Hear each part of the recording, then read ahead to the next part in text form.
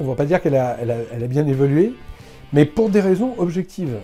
D'abord, les entreprises sont dans l'immédiateté, une influence américaine incontournable, donc on est aujourd'hui dans cette immédiateté, ça veut dire qu'on n'a pas de projet, on n'a pas de vision, et forcément, ce qui en découle, c'est qu'il y a peu de sens.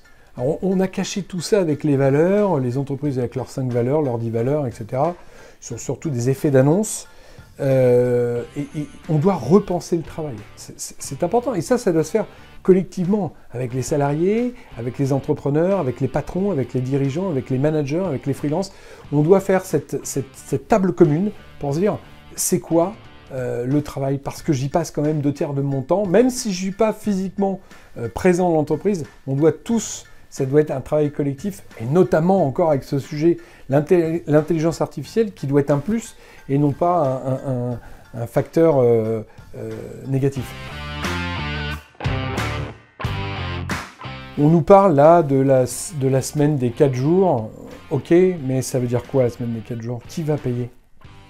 Qui va payer? Est-ce que c'est celui qui se trimballe en vélo dans le 11e arrondissement qui va payer? Non, non. Forcément, ça va avoir un impact sur la productivité, sur la consommation, sur tout un tas de choses. Donc, la semaine des 4 jours, quand on sera très optimisé, en bonne répartition, en bonne intelligence sur la répartition du travail, oui, là, on n'y est pas. C'est une bonne idée, mais je pense qu'elle est prématurée. Les loisirs, c'est très important.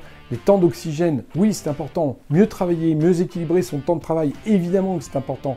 Mais si c'est pour avoir un temps de travail qui n'est pas constructif, qui n'est pas pertinent, qui n'est pas chargé de sens et qui ne soit pas constructif, et on a plein de dossiers, on a plein de sujets sur l'écologie, sur l'économie, sur le rapport de la diversité, on a plein de sujets. Mais il ne faut pas qu'on traite la surface, il faut qu'on aille en profondeur, et pour ça, il faut utiliser la démocratie, c'est-à-dire qu'il faut arrêter de donner la parole à n'importe qui, mais il faut avoir une démocratie, c'est-à-dire ce temps d'échange et ce temps d'arbitrage.